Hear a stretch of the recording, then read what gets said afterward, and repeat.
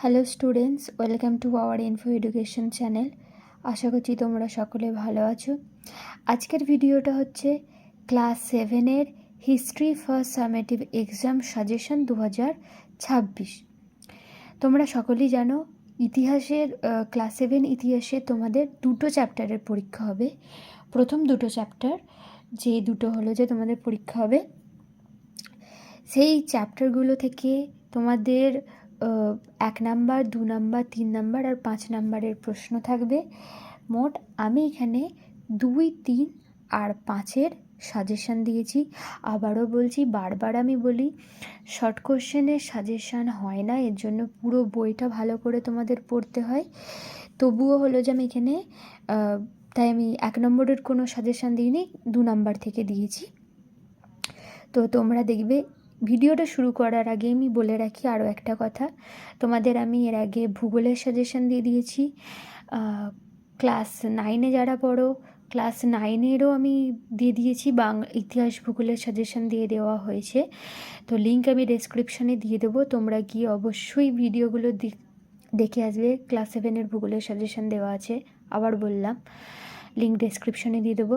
আর আমাদের এছাড়া তোমরা যদি বিভিন্ন অন্যান্য যে সুযোগ সুবিধা পাওয়ার জন্য, ধরো নোটস, সাজেশান, প্রশ্নপত্র প্রভৃতি জিনিসগুলো পাওয়ার জন্য আমাদের মেন যে পেজ, ওয়েবসাইট infoeducation.com, সেখানে গিয়ে তোমাদের ভিজিট করতে হবে। সেখানে তোমরা সমস্ত কিছু সুযোগ সুবিধা পেয়ে যাবে, লিঙ্ক আমি ডেসক্রিপশনে দিয়ে দেবো। চলো তাহলে এবার ভিডিওটা শুরু করা যাক।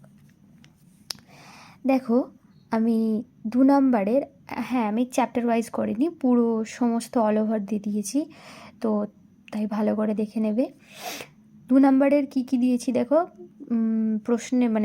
প্রশ্নের মান 2। কী দেওয়া আছে? 1 নম্বর আছে বল্লাল সেনের লেখা 2টি বইয়ের নাম লেখো। 2 আছে তরাইনের যুদ্ধ কত খ্রিস্টাব্দে কাদের মধ্যে হয়েছিল। 3 উড় ও নাড়ু কি। 4 ব্রহ্মোদয় ব্যবস্থা বলতে কি বোঝো। 5 পঞ্চরত্ন কাদের বলা হয়। 6 হিজরত কি।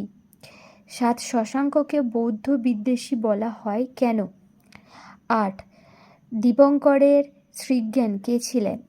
9 ত্রিশক্তি সংগ্রামের মূল কারণ কি ছিল।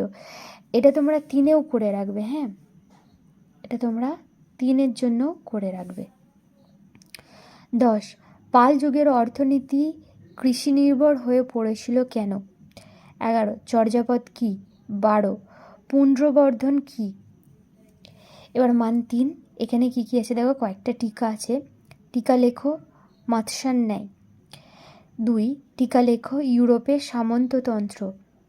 3 রাজা লক্ষণ সেনের রাজসভায় সাহিত্য চর্চার পরিচয় দাও। এটা তোমরা 5-এর জন্যও করে রাখবে। 4 খলিফা ও খিলাফত সম্পর্কে যা জানো লেখো। টিকা লেখো গৌড়। 6 এটা 5-এর, 6-এর হলো কি, টিকা লেখো কৈবর্ত বিদ্রোহ। 7 টিকা লেখো বাঙালির খাওয়া দাওয়া। 8 পাল ও সেন যুগে কিভাবে কর আদায় করা হতো। 9 পাল ও সেন যুগের বাংলার প্রধান উৎপন্ন ফসল কী ছিল এবং সেই ফসলগুলির কোনটি এখনও চাষ করা হয়। এবার দেখো মান 5, এখানে কি আছে, কৈবর্ত বিদ্রোহ সম্পর্কে লেখো। এখানে টিকা আছে, 3-এও পড়তে পারে, 5-এও পড়তে পারে। 2 নালন্দা মহাবিহারের পরিচয় দাও, অথবা বিক্রমশীল মহাবিহারের পরিচয় দাও, মানে হয় নালন্দা নয় বিক্রমশীল, দুটোর মধ্যে একটা পড়বে। 3 নম্বরটা কি, পাল ও সেন যুগের সমাজ ও ধর্ম কেমন ছিল। 4 সুয়ানজাংয়ের বর্ণনায় প্রাচীন বাংলার কর্ণ সুবর্ণের পরিচয় দাও। 5 পাল যুগের স্থাপত্য ভাস্কর্য শিল্পের পরিচয় দাও। 7 শশাঙ্কের কৃতিত্ব লেখো। 8 আছে দক্ষিণ ভারতের চোল শক্তির উত্থানের পটভূমি বিশ্লেষণ করো। তো ভিডিওটাই পর্যন্ত। তোমাদের যদি ভালো লেগে থাকে অবশ্যই চ্যানেলটা আমাদের সাবস্ক্রাইব করবে, বেশি বেশি করে শেয়ার করবে, অন্যজনকে দেখিয়ে দেওয়ার সুযোগ করে দেবে। আর কমেন্ট করে জানাবে অবশ্যই যে তোমাদের আর কোন কোন বিষয়ে সাজেশান লাগবে। তো বাই। এই ভিডিওটা তোমাদের ভালো লেগে থাকলে লাইক করবে, বন্ধুদের সাথে শেয়ার করবে এবং চ্যানেলে নতুন হয়ে থাকলে অবশ্যই সাবস্ক্রাইব করতে ভুলবে না।